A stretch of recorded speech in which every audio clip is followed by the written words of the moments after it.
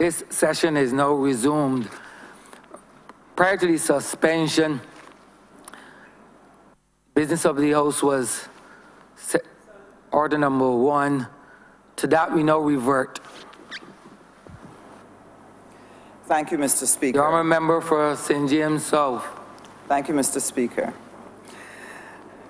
I want to sincerely thank the people of St. James South for having given me the opportunity to serve them here in Parliament. And I want to thank them because it gives me an opportunity and the privilege to be part of a very powerful team, the Barbados Labour Party. I consider it to be a privilege because I've watched our team members work assiduously over these past 2 weeks. Mr. Speaker, working extremely hard, very long hours, and working together to help pull this nation from out where it has found itself. As I listen to Barbadians talk about this, Barbadians are truly grieved by the situation in which we find ourselves. They were sincerely shocked when the Prime Minister shared with the country what was the true state of affairs that we faced. And the one thing that people said that stood out in their minds was, suppose the people had re-elected the Democratic Labour Party with all of this mess that was here. They saw it as a very narrow escape that the country had. But I want to congratulate the people of Barbados tonight because I feel that their wholehearted sweeping out of the Democratic Labour Party was more than just getting rid of a very bad government. I feel it represents the fact that Barbadians are now growing up in their politics, understanding their democracy, understanding the absolute importance of good governance, that selecting someone for office is no longer about who buys you a drink, is no longer about who makes you laugh or I've known you for years. I think that there has been a maturing that our people have demonstrated by the way in which they voted in the last election. I also feel, Mr. Speaker, that it also represents a tremendous triumph of what God is seeking to do in this nation. Because the height, the scale, and the magnitude of the win was so much greater than we had anticipated that it goes beyond the very good campaign that we ran, the very good candidates that we have. And tonight I want to give God thanks for what He's done in helping our nation to free itself from blind loyalty, to free itself from the tolerance for mediocrity, and to recognize that good governance is important to their lives.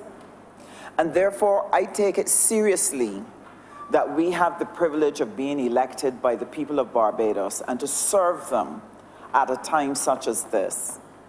And I really want to say to my colleagues, I am really very proud of the tremendous work that has been done in such a short space of time, and the many, many hours that you've put in and the civil service has put in for such a time as this. I want to be able to support the budget that was laid in the House because I believe that that budget has within it the ingredients that will help to take Barbados from where it is at. That given the brevity of time that we had, the seriousness of our situation in relation to our foreign reserves, our debt, the payment that we had to make, that we had to find creative ways with limited circumstances, limited resources, to be able to come up with a plan that could help to get us out of where we are. And I sincerely believe that the plan we've laid in this House will do that. Because one of the most important things that it will do for us is to save the devaluation of our dollar. We found ourselves in a very tight corner, Mr. Speaker. And I believe that in order for us to get out of it, is going to take every single person, every single Barbadian, every non-Barbadian that loves Barbados to work together to get us out of this. There are a few things in the budget that I want to draw attention to. My colleagues have mentioned a number of them today, and I'm not going to dwell on some of those. But I know for the people in St. James South, where we have an extremely large middle class, that there were a number of things in that budget that would be useful to them. I think of the people in my working class areas who desperately needed some of that choke being released from around their necks, that they could at least have a fighting chance to be able to feed their families and pay their bills. So that the removal of the NSRL was critical to all sections of my constituency.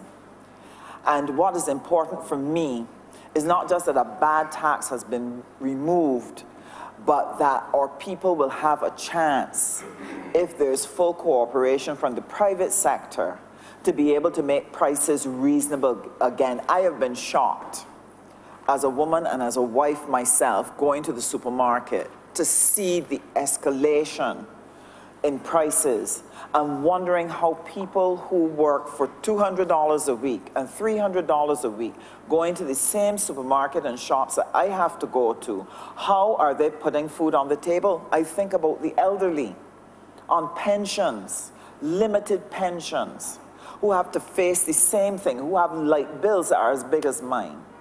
And they have to be able to live.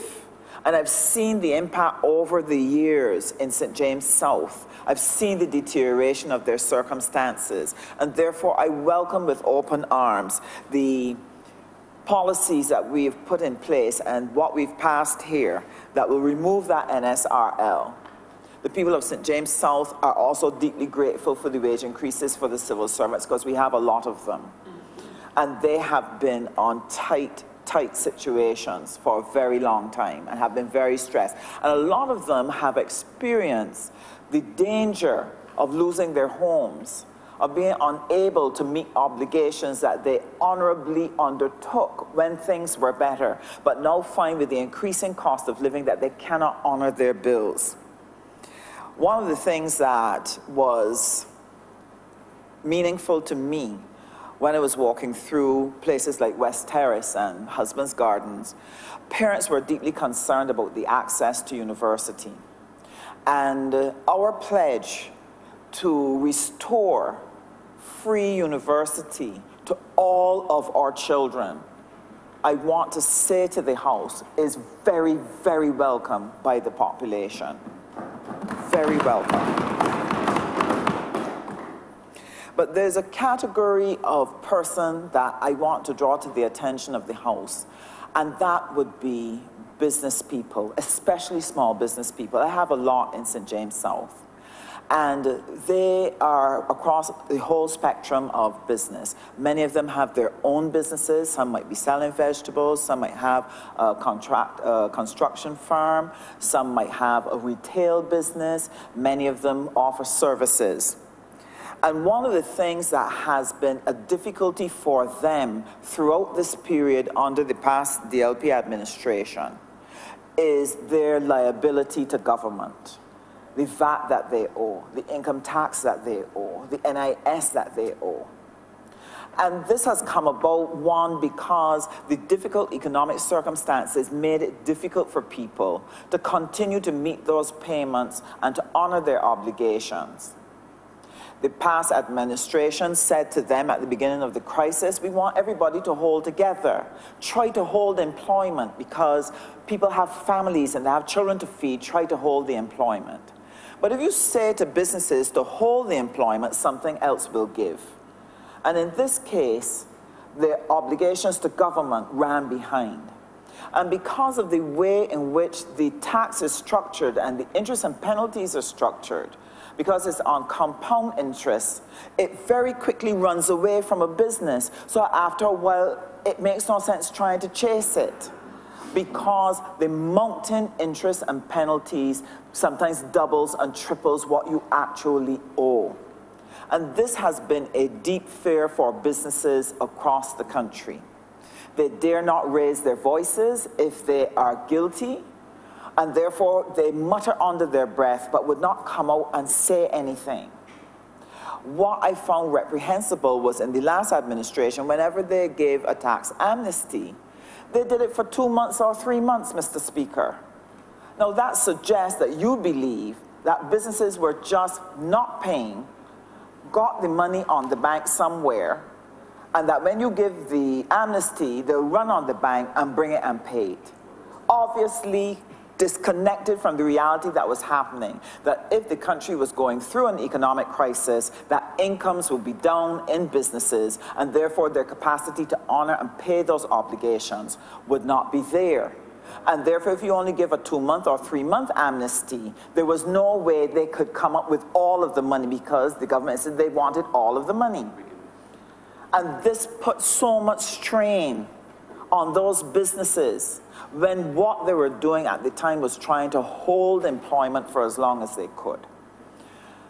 So it was a sense of relief, a breath of fresh air, to have in place a government that understands how Barbados works, so that the decision to place in the budget the ease where people now can waive the interest, the penalties, come in and make an arrangement that works for their income, and a requirement that, yes, you may miss a month, you may miss 2 months, we understand that, because you'll have down cycles.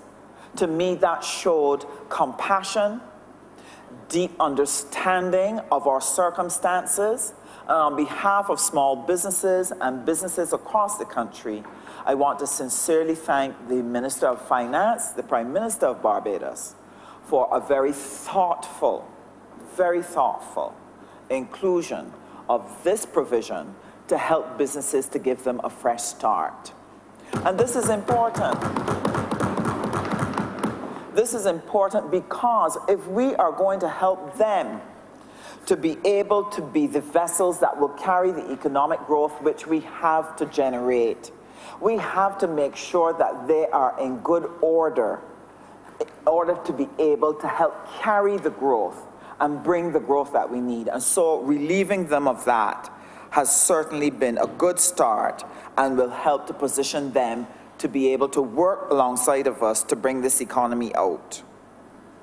Now, everything in the budget was not all sweetness and light. It has been described as bittersweet, and this is true because we're in a hard place.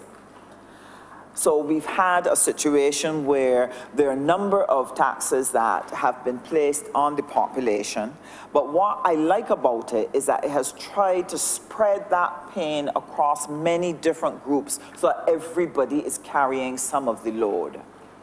And while my upper middle class would not be very happy with the 40% tax, I think that they understand enough about how serious our situation is to appreciate that if we don't want to devalue the dollar, we've got to carry some pain for a while until we can get it right.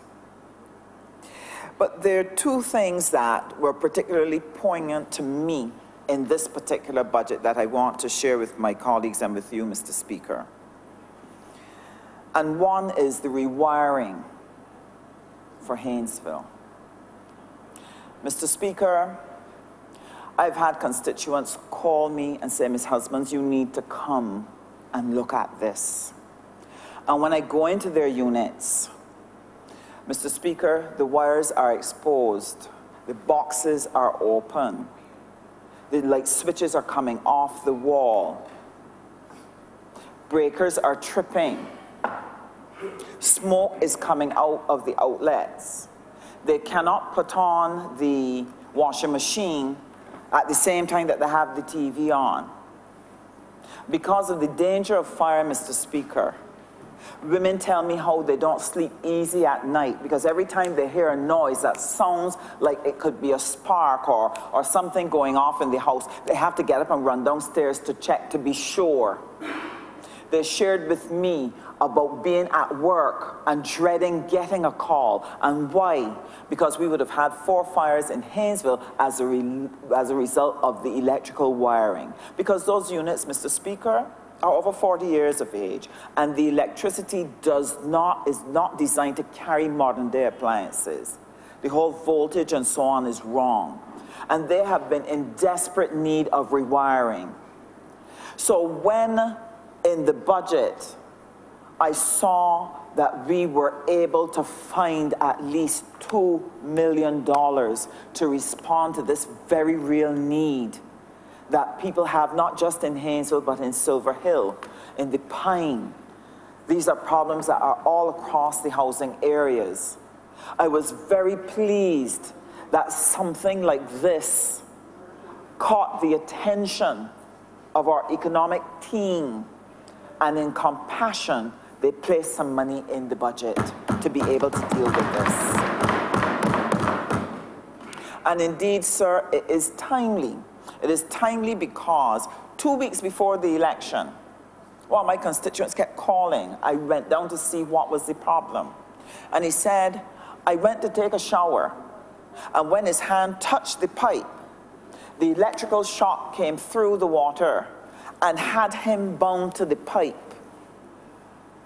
He was so distressed at that experience. He wanted me to understand how urgent was the situation. And the one thing he said to me that touched my heart was this. He said, suppose it had been a small child going to take a bath, that child might have been dead today. And so I knew that when I shared this with the Minister of Finance, when I shared this with my colleagues, that this would get proper attention. And so I was so happy to report to constituents that the rewiring will start this year, that there will be relief coming for them, and that meant a lot to me. The other thing that was big for me and was brought home more forcibly just yesterday was the fact that we're going to do something about QEH. And I'm really looking forward to our Minister of Health with his wonderful allocation for QEH to get the accident and emergency working. I've had the difficult experience of having to go in there. Unless you go in there, you don't really realize how much it has deteriorated and what difficult circumstances the staff work under in a situation where equipment is not working, medication is not available, they're understaffed, the place is crowded, people are lying in the corridor, and you're waiting for literally hours to either get a scan or to get blood tests or to get a bed. Sometimes you have to wait as much as 23 hours to be placed on a ward, and when you get up there, there's no pillowcase. It is in a sad state. So for me, our efforts to change that cannot come soon enough. But it was made more poignant to me because I lost a valuable member of my canvassing team yesterday who died of a heart attack and was in hospital since Thursday, Mr. Speaker, and would have experienced some of those circumstances. And unfortunately, the procedure that was done did not work, and he passed away. Barbadians deserve better. We are hardworking people. We pay our taxes. We love this country. We've always been accustomed to good governance, and we've taken it for granted. What we experience in the last 10 years is a travesty. One of my constituents talked to me yesterday, and she said, how could they have done this to us? She said, are they Barbadians? I said, I don't know. She said, are they human? How could you do what you did to us, knowing how it was affecting us, and still have the temerity to look at us and ask us to vote for you again. Who do you think we are? These were her words to me yesterday. Barbadians are appalled to have found themselves with so poor a government. And Mr. Speaker, it is something that I hope we never see in political office again. Persons who lack care and compassion and the heart of service, which should be in the heart of every single person who comes to this house to look after people.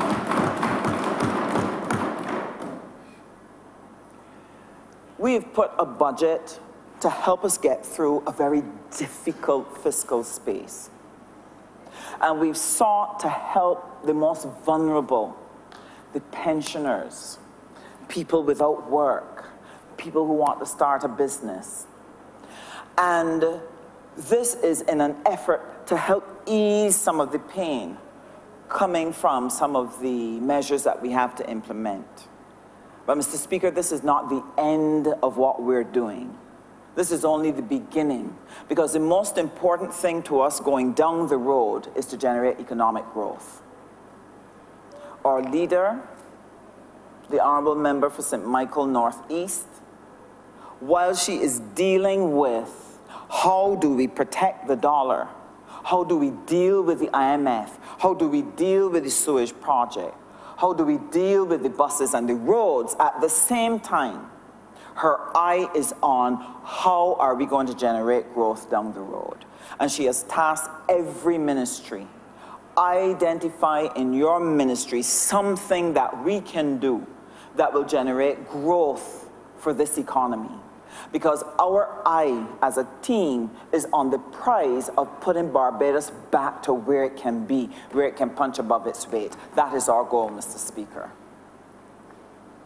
So for that to happen, economic growth, while we, the government, will put in place the various provisions, we'll put strategies and initiatives in place, at the end of the day, growth is carried by enterprises. So the strength of your enterprise, the condition it's in, its vision, its mindset, is critical as to whether we're going to be able to achieve the economic growth which is necessary for getting us back to where we want to be. And in order for that to happen, our enterprises have to be able to grow their market share. They have to be able to pursue profits.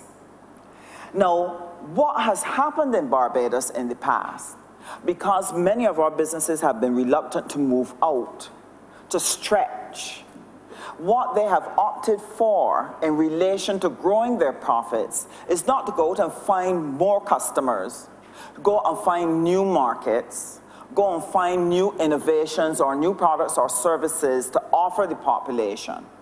They've looked at 280,000 people and in some cases decided, I'll just charge you more for the same service and the same product. Now, Mr. Speaker, that is unfair to the consumer. Because the consumer is not getting better off. The consumer is now being made poorer by being charged more for the same product or the same service. What needs to happen in an economy like Barbados is that we have to work with our enterprises to recognize that they need more market. I call it the economics of numbers. And I explain what I mean, Mr. Speaker. If you're Doris Kearns Goodwin, she's an author, and she likes to write political books. And she wrote a book called The Team of Rivals. She is selling her book in a population of 270 million people. If she has a 1% success in selling into her market, she is going to sell to 2.7 million people. And if she sells her book for $10, she's going to have $27 million. She's going to have some money. She's good. But if you are Harold Hoyt, living in Barbados, and may God bless him and his family at the moment where they are, And he writes a political book called Eyewitness. And he sells it into a population of 280,000 people. And he only sells to 1% of his population, 2,800, and sells it at $10. He only makes $28,000. He's got to keep his day job. So while he might write as good a book as Doris Kearns Goodwin, because he's in a small market, there is no way that he can generate the profit that she would, not because he's not as good a writer. And that is the economics of numbers. That if our enterprises are going to keep growing, expanding, hiring more people, they have to have more market than just 280,000 people. This is why CSME is so important. Your Honourable Member has 5 more minutes. Thank you. This is why the role of the Ministry of Foreign Affairs and the role of foreign trade is so important. In our ministry, our job is to seek diplomatic ties and to be able to establish trade agreements. And what this does, it creates opportunities for our enterprises to access lucrative markets, and we also seek to protect them while they're pursuing business externally. So I think of a youngster who wrote a small business app. He lives in the Thorpes area, comes from an ordinary working class home. But he had the privilege of education and the privilege of learning IT. And he was writing apps, and when he spoke to me, he spoke of it as though it was an everyday thing. But how will he earn from it? He will only be able to earn from it if he's able to go into CSME and be able to market his service. And one of the things that in the Ministry of Foreign Affairs and Foreign Trade that we have to do is to be able to set up those agreements and monitor the agreements to make sure that when he seeks to get into those markets, he is able to freely pursue his profits in places other than Barbados. We also have to look for new frontiers in goods and services, Mr. Speaker. In simple things. It doesn't have to be splendiferous rocket science things. We had a road tennis championship. It was the St. James Open Road Tennis Championship 2 nights ago. And road tennis has come from out of Barbados. It was created here. And as I watched the top players, it struck me, these are the greatest players of road tennis in the world. But we need to see the need to commercialize that sport, to recognize that you can actually grow an economy using a sport like road tennis. Because what you would do is you would get people to sit and properly design the bats, properly design the net, set out the courts, the wear, the rules, etc. And what do? You get your enterprises to produce them. You patent the innovation. And you make it mandatory that they have to buy the bats from you by telling them that the bat must be made out of whatever, like how they do with cricket. Racket, sorry, bat. I don't play, I just watch. So if we were thinking outside of the box, we could take something like road tennis and begin to commercialize it and begin to earn big from the sport and become the center for road tennis here in Barbados. We can also seek new markets, sir, for our professionals. We have doctors, we've got architects, we've got accountants and so on, who leave Barbados every Monday morning and go into CSME, taking with them their service. We need to do more of that. And in the Ministry of Foreign Trade, what we want to do is to encourage them not just to look at the region, but to take advantage of the EPA that we have with the EU. To be able to get the mutual recognition agreements so that their qualifications will be accepted in Europe, and that using technology, our professionals could actually earn in the same way India has done, be able to earn the foreign exchange. So, I remember needs to wind up. Thank you, Mr. Speaker.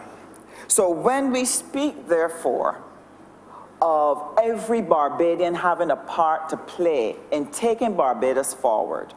I want to encourage everyone in every profession. There's something that each of us can do to move Barbados forward. And I would want to encourage every single Barbadian to engage in moving our productivity levels higher, looking towards export, so that we can make Barbados work again for everyone. I'm obliged to you, Mr. Speaker.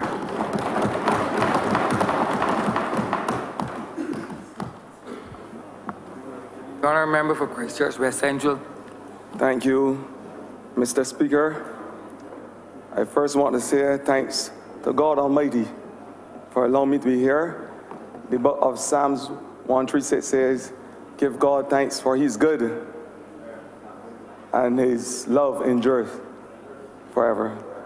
I want to also thank my family who has been there supportively. I want also to thank, last but certainly not least, the good people of Christchurch West Central. I want to say thanks to the people of Sergeant's Village, my hometown. I want to say thanks to those in Maxwell, those in Vauxhall, Silver Hill, Warners, Kendall Hill, Churchill, Caneville, Montrose, Tino Terrace, Briar Hall, Graham Hall, and last but by again no means least, the good people of Gull Hill who voted for me in their numbers.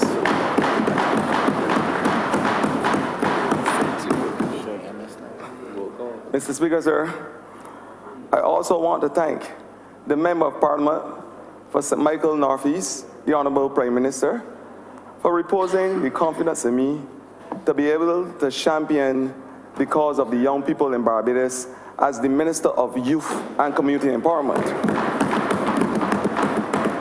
Yesterday's budget, Mr. Speaker, was delivered by today's woman, by tomorrow's woman. Ladies and gentlemen, by the 10th wonder, the Member of Parliament, the Honourable Prime Minister Mia Amar-Motley. And I want to say today, ladies and gentlemen, it was political funambulism at its best. She had to walk, the Honourable Member had to walk the political tightrope. Ladies and gentlemen, balancing economic growth with being able to tighten the belt is no easy task by any stretch of imagination. And I want to commend her for her stay-toitiveness. The fact that she has stayed the course and she have been able to bring Barbadians in her confidence. And I'm saying today, ladies and gentlemen, I'm proud to be part, Mr. Speaker, sir, I'm glad to be part of a team that has Barbados at heart. I want to start by saying that almost everything great, Mr. Speaker, in this world has been done by the young people. And ladies and Mr. Speaker, sir, I want to take this opportunity to thank the good people in my ministry, the Ministry of Youth and Community Empowerment, for the job that they have done so far and the fact that they have taken me side by side and is able to walk that journey to be able to produce global citizens and to empower young people in a special way. And so today I want to say a special thanks to those civil servants who work hard in the ministry.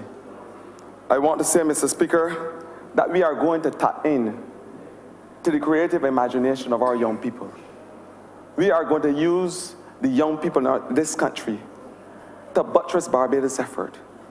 We are going to create in this country, ladies and gentlemen, by our young people, Mr. Speaker, sir, by our young people, a country where Barbadians can once again be proud. In other words, Mr. Speaker, sir, we are going to make Barbados proud again. And we are going to make it by involving all the players, and especially the young people in this country. And Mr. Speaker, we are not fortunate like the other neighbors of the Caribbean. We don't have gold, we don't have bauxite. And my good friend, the Member of Parliament for Christchurch West, would say that we don't even have gold and apple nowadays. But what we do have is people power. We have people capital. And ladies and gentlemen, Mr. Speaker, sir, sorry. It blessed my heart yesterday when I heard the Member of Parliament and the Honourable Prime Minister put garbage to this foolishness at the university called tuition free. And I'm saying today, I am proud to be part of an administration, Mr. Speaker, who recognizes the fact that the only thing we have in Barbados is people capital. And we are going to invest in people capital. And we are going to do it by employing our young people and giving them the opportunities to be the best that there can be. And Mr. Speaker, whether it is e-commerce, whether it is the green economy, whether it is the technological sectors, the innovative sectors, whether, Mr. Speaker, it is the renewable energy sectors, we are going to provide the wherewithal as a government to ensure that young people dream that special dream. We are going to ensure that they are able to champion Barbados and to carry us into the new millennium. And Mr. Speaker, my ministry is going to create, and we have made it in our manifesto plan, a national first job initiative, giving young people between the ages of 16 to 25 the opportunity to work through a joint government-private sector initiative, the opportunity to work in the private sector, and being subsidized by government so they will get much needed experience. This is revolutionary, and this is what has been piloted, ladies, Mr. Speaker, sir, by none other than the most visionary Prime Minister within since adult suffrage, none other than the Honourable Member for St. Michael Northeast. And that, of course, is going to be married by a national apprenticeship program. Mr. Speaker, we are going to introduce mentorship programs in schools and communities to help guide our troubled youth. It is important, Mr. Speaker, that when you talk about morality, we talk about the most vulnerable. The litmus test for any government is how it treats the most vulnerable. And the troubled youth has come under the radar and the microscope of this Barbados Labour Party. And me, as the Minister of Youth, Community Empowerment, is saying today that I declare war on the troubled youth, because we are going to make them very good and important young people in this country. We are going to produce, ladies and gentlemen, self-sufficient Barbadians. And we are going to do it. We are going to do it because we care. And we are involved in a government that cares about all our young people.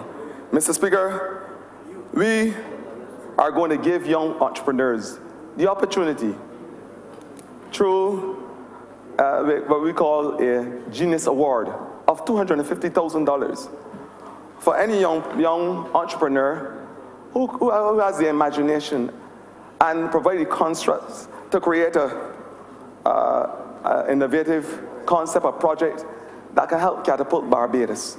And this award, ladies and gentlemen, is $250,000. And trust me, in the last administration, you call it political sorcery, but $250,000 could be found probably in certain people's pockets. I am saying $250,000 is a drop when you compare it to the developmental aspects and the way how we can propel our young people. And we are going to find the money, Mr. Speaker, sir, because we have a commitment to the young people in this country and the entrepreneurs of this country. There must be, Mr. Speaker, sir, economic fairness. We must once again live in a just society. So when there are contracts, and the contracts in communities, when we have community projects, it could be pavilions, it could be centers, whatever it is, contracts are under $250,000 must be given to young entrepreneurs within the communities. And that is a commitment that this Barbados Labour Party has made to the people of Barbados in the manifesto, and is a commitment that the Honourable Member of Parliament for St. Michael Northeast, the Prime Minister, has made. And ladies and Mr. Speaker, sir, it is a commitment that I am happy to be part of, because the communities in Barbados must feel a sense of empowerment. We are going, Mr. Speaker, sir, against Isaac Newton. There must not be a trickling down effect. There must be a trickling up effect. People at the bottom of the scale must feel that they can achieve anything in Barbados. And it's not called a Families First Fatty Calf initiative. It is the Barbados Labour Party's dream of empowering every single Barbadian.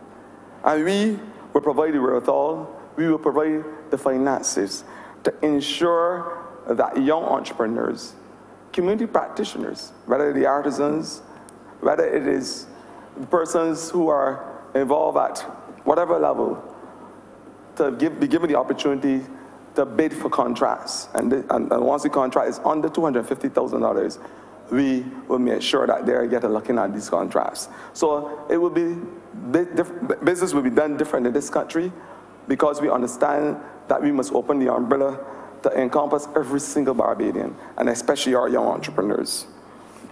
Mr. Speaker, there is going to be also a Youth Genius Award that takes into consideration those young people who are in school. And it's going to be $150,000 for any young person who comes up with the idea, a creative idea, an idea to drive this country. And I'm saying today that young persons, I want you to put your creative imagination to work. I want you to put your hands to the plow, because we are not only rewarding you because you have created something that is going to help buttress this country, but we are awarding you because we understand fundamentally that you are an important cog in the development of Barbados, and you must not be taken for granted or lightly. We in the Ministry of Youth and Community Empowerment see ourselves as political embryologists. We take care, ladies and gentlemen, of the gametes of this country, the unborn child. And we have to nurture the unborn child. We have to grow the unborn child, and we have, ladies and gentlemen, we have to create global citizens. We have to create persons that we can put on world map. And Barbados must never be seen as the Mecca of the Caribbean again. We must always be seen as the Mecca. Years ago, we had a prime minister who recognized that Barbadians could punch above their weight. And they could punch above their weight because the one thing we had going for us is a good educational system. But in one fell swoop, we had members of the other side, a Democratic Labour Party, who decide that they are going to cannibalize the one thing that Barbados is able to stand on. And I'm saying today that I'm glad to be part of a government who sees the importance of growing our young people, who sees the importance of making sure that we once again produce not only global citizens, but self-sufficient individuals. That once again, that entrepreneurship must be the driving force of Barbados. It is known all throughout the nook and cranny of Barbados that we as a government can't employ each and every one. But what we can do is to provide the wherewithal so that Barbadians can make their own dollar and support their families. And that is what this Barbados Labour Party stands for. Mr. Speaker, sir, I want to talk about my pet project, a project called the Building Blocks Program, a program which is in its embryonic stage at the moment, but we are going to deliver to the doormaps of Barbadians, a program which is going to see, in a literal and figurative way, the building of blocks in Barbados to an extent where they become self-sufficient business centers. We all know in this honorable chamber that there's business in the blocks, on the blocks already. But we are going to legitimize those businesses so that Barbadians and communities can feel a sense of empowerment. We must, as a government, always take care of our most vulnerable. And we have made a commitment in our manifesto, we have made a commitment as a party that the most vulnerable people in Barbados, the indigent, must be taken care of and must be taken care of in a special way. And that is why I'm saying today that the Building Blocks Project will become a reality. And I will move every sinew of my being to ensure that the blocks in Barbados become economic centers. I will make sure that there is economic fairness in communities. I will make sure, my colleague from Christchurch, the Honourable Minister of Transport, he says that they will become legitimate centers. I never said illegitimate. But I'm saying that we must be able to enfranchise Barbadians, especially those who would normally fall through the cracks. We have had a situation far too long where those at the bottom of the spectrum feel neglected. And we as a government must embrace and cradle those persons so that they can develop. It has to be part of a developmental program. And ladies and gentlemen, I will champion the cause, Mr. Speaker, sir, for the young people. And the Building Blocks program, Mr. Speaker, sir, will be on the desk of all members of Parliament in the not too distant future. It will have in it a program and a policy that will see the transformation of all the blocks in Barbados. I started with Christchurch, West Central, and once again, let me thank the good people of Christchurch, West Central.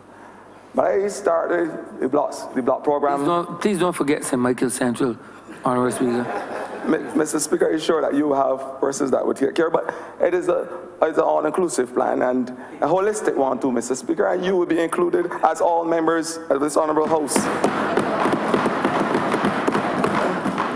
Mr. Speaker, we have to start looking at ways that we can empower our communities.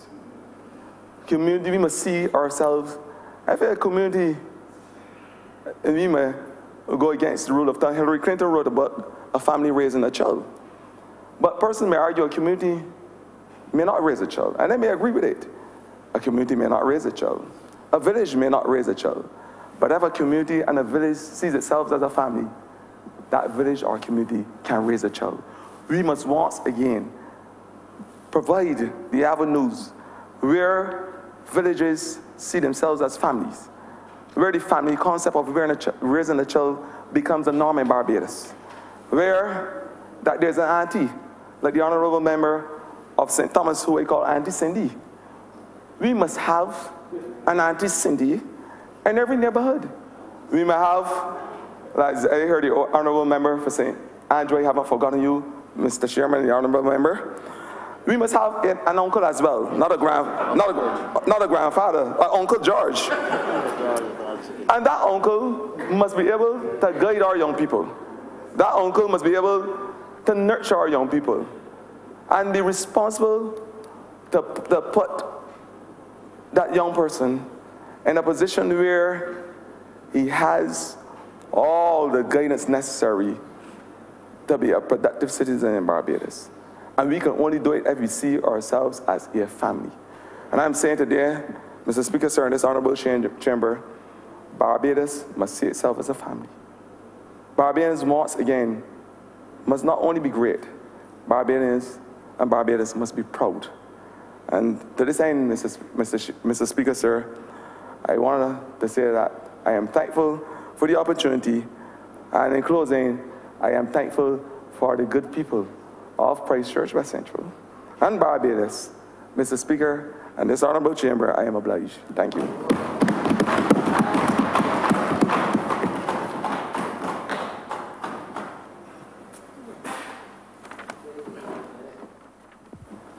Honourable Member for St. Lucie.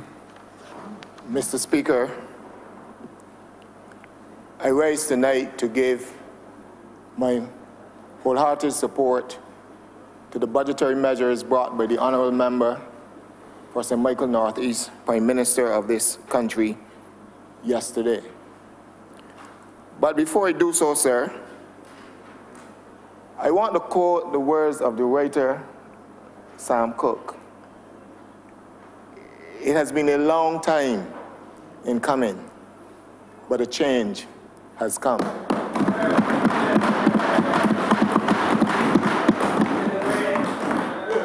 I am fully aware tonight that at a time not too long ago,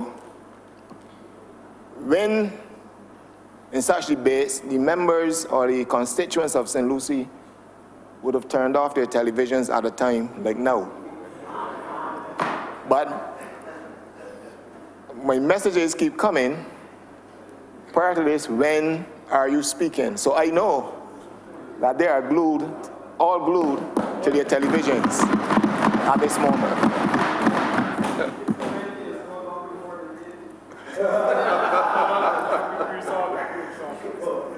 We have resolved the equation. Yes, Minister. The Honourable Member for St. James Central, we have resolved the equation that 80% is definitely greater than 20. So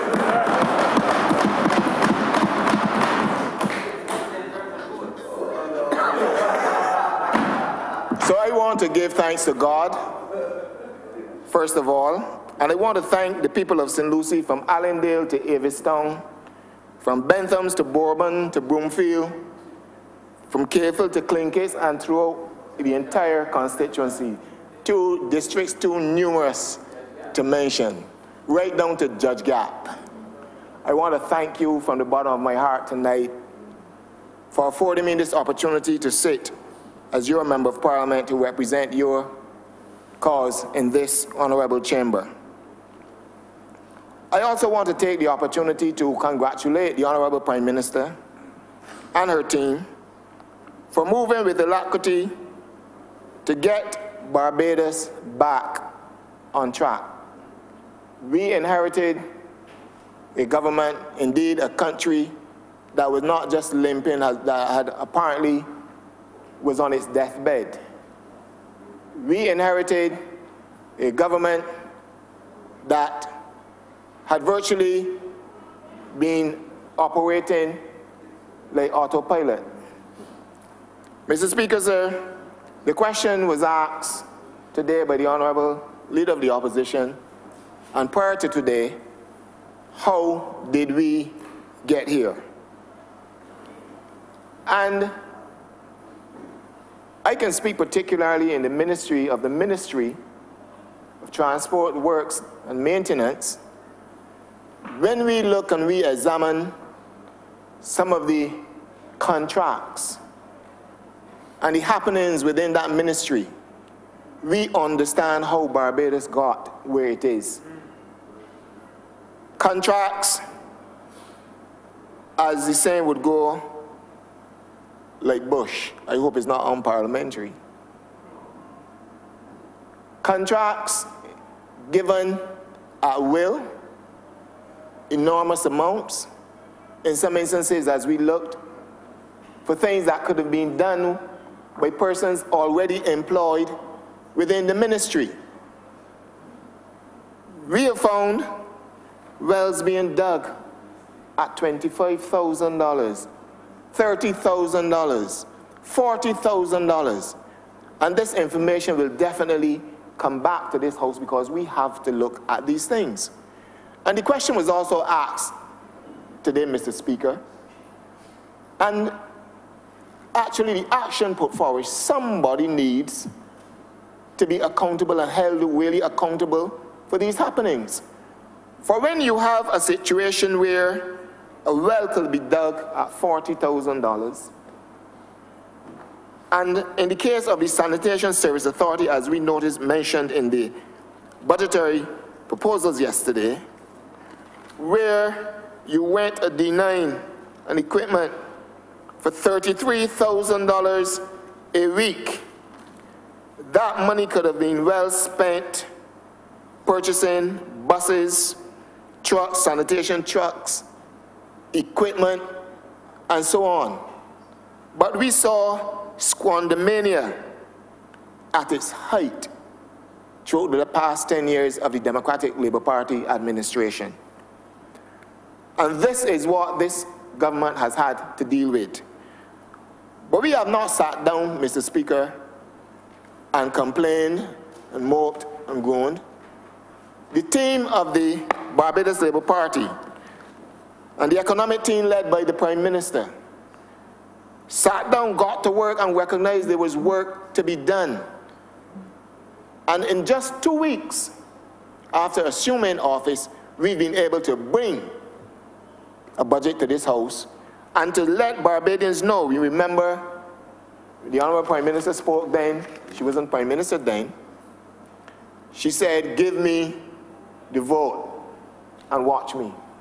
The people of Barbados truly gave us the votes, and they're watching us. And as I went into my constituency last night, there was not one single complaint about the budgetary measures that were brought. People of Barbados are prepared and have settled in their hearts and in their minds that they will contribute whatever it takes to rebuild this country. They have confidence in the government. They recognize that the Barbados Labour Party, as a government, has always kept its word. And therefore, when we brought these measures today, when these measures came to the House yesterday, the people were very supportive and indeed are very supportive of them. I want to look at some of the measures tonight. We talk about the 20 million to purchase new buses for Transport Board and 5 million for repairs. We know the state of the fleet of the Transport Board. For very often I have had, and I'm sure many of the honourable members as well, would have had complaints coming from their respective areas in their constituencies about bus service, poor bus service. We've had complaints coming from areas in like Connell Town and Josie Hill, complaints coming from the Allendale, who up to this day do not have a consistent bus service. And in the 21st century Barbados, people from Allendale have to walk almost 2 or 3 miles to 1.25 miles in the constituency of St. Peter to get a bus. Pensioners have to leave home at 6 o'clock on mornings to go to wait at the polyclinic, Morrisburg Polyclinic, to get attention or to go to change their checks at the post office. But then they cannot get back home until 2 or 3 or 4 o'clock in the evening, just having to leave so early to do one task and then have to wait. These measures that were brought today, particularly with the money to purchase buses, will alleviate some of the issues that these people have as far as transportation are concerned. And I am happy for that today. Mr. Speaker, sir, we talk about 10 million in the budgetary proposals to purchase equipment for the Ministry of Transport, Works and Maintenance. Now, I had the experience the week leading to the general election. Monday, Tuesday, Wednesday. General election was Thursday, May 24th. Where, and I referenced this simply to make the point, where on the week leading up to a general election, the road where I live was paved. Monday, you came, put down what we call the grate. Tuesday, roll it in. Wednesday, at 5 minutes to 6, a Barber Green machine came and paved the road. But all alone,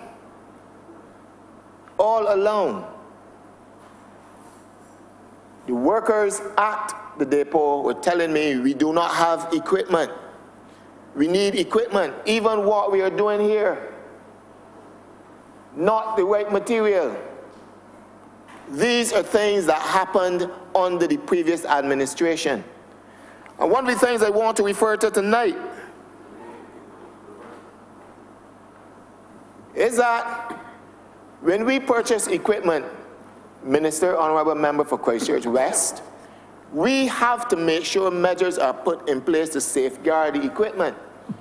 Because a whole bobcat, as far as I am aware, left the depot at Chance Hall in St. Lucie, a whole bobcat, and has not been seen since. And so, yes, we welcome the equipment, but we have to ensure that measures are put in place to safeguard this equipment so that the workers can work on a daily basis. I have seen persons come into work and just sitting alongside the road, not that they do not want to work, but the complaint has been we do not have any equipment, and when there's no equipment, then the complaint is material.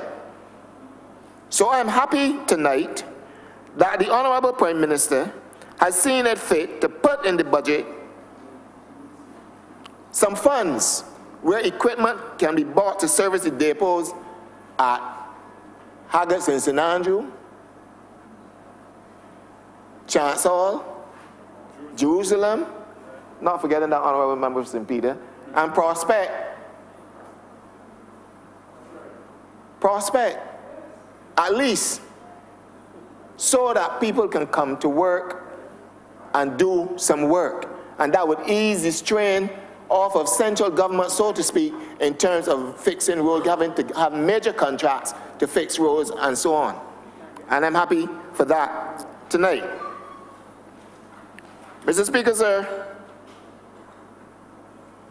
there's also a measure in the budgetary proposals to restore payment of tuition by the government for university students. And this is something that is very near and dear to my heart. During the course of the election campaign, I canvassed a number, and I'm sure the honourable members would have as well. I canvassed a number of first-time voters in St. Lucie who had now gone into university. And I will never forget, on a Saturday morning in the district of Crab Hill, I spoke to a young lady whose birthday happened to be the same day.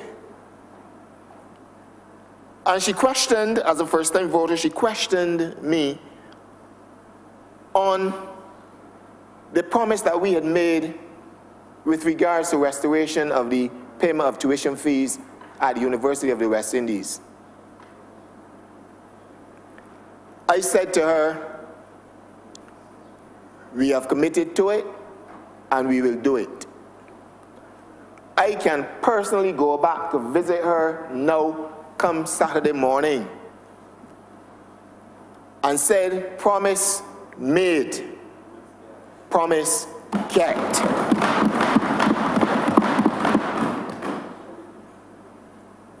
Mr. Speaker, sir, the measure regarding the program to eliminate pit toilets, the 10 million being provided for in this budget, Mr. Speaker, this is something that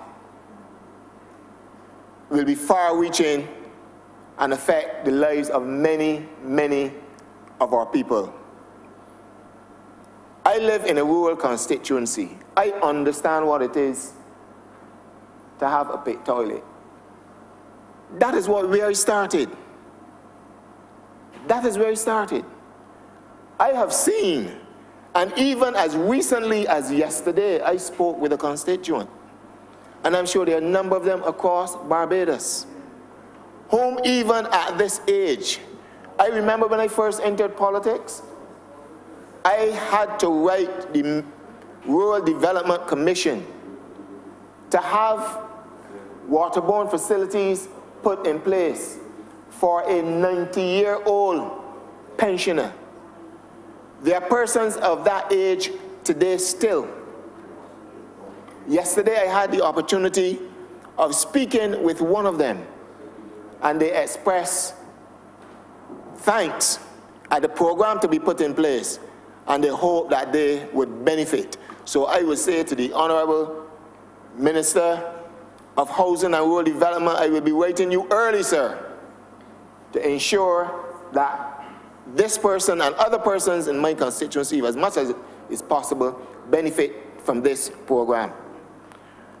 So we as a government, Mr. Speaker, have, amidst the tight and difficult times that we have before us, we have found it in us, led by our Prime Minister, to ensure that Barbadians are not only asked to bear, not only asked to bear or to hold strain in some instances, or to have a little pain in some instances, but we are also giving them something that can take them along as we go on this journey. Mr. Speaker, the people of Barbados voted overwhelmingly for this Barbados Labour Party administration when they went to the polls on May 24th, 2018. They voted for us not perhaps, may say because they probably liked us or we were probably better than anybody else, and I do believe we were. But they voted for us because they had confidence in us. They knew that they can take us at our word. And we have given them the word and we've begun to perform. The people of Barbados are ready. They're committed. I have had messages where people in the diaspora as well are willing to contribute to Barbados because they genuinely want to help us. They genuinely want to help their country. And as I stand here in this house, this honorable house tonight, I want to say to the Honorable Prime Minister and to this administration, for sure, the people of St. Lucie are on board.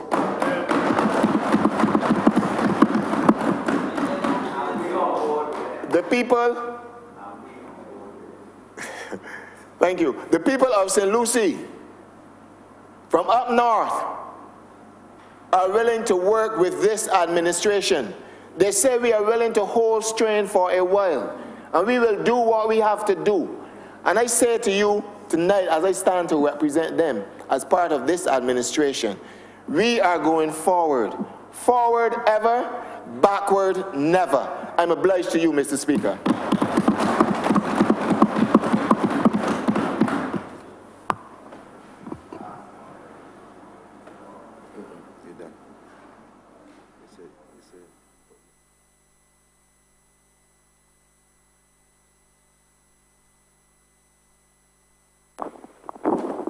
Mr. Speaker, sir, revert to government notices. Mr. Speaker, I wish to give notice of the Barbados Revenue Authority Amendment Bill 2018 and the National Social Responsibility Levy Repeal Bill of 2018. No, not yet. Let's notice. Let's notice. Speaker, we revert now to first readings of bills. Ronald. Mr. Speaker, I beg to move that the Barbados Revenue Authority Amendment Bill of 2018 be now read a first time. Do both together. Okay. I also beg to move that the National Social Responsibility Levy Repeal Bill 2018 be also read a first time. Mr. Speaker, I beg to second that. Question is that these bills be read the first time. All those honorable members in favor, please say aye. All those honorable members against, please say no. He thinks the ayes have it. We revert to government business. Mr. Speaker, with that, we have come to the end of the sitting for today. I beg to move that the sitting be suspended until 10 a.m. tomorrow morning.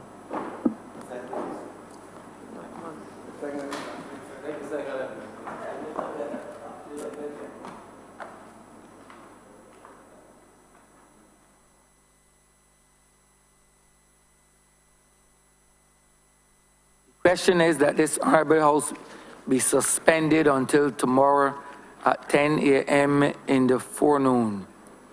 All those honorable members for, please say aye. Those against, please say no. We think the ayes have it. I wish to issue a caution to all honorable members. Please be cognizant that this is a suspension. Therefore, this honorable house will commence at 10 a.m. prompt.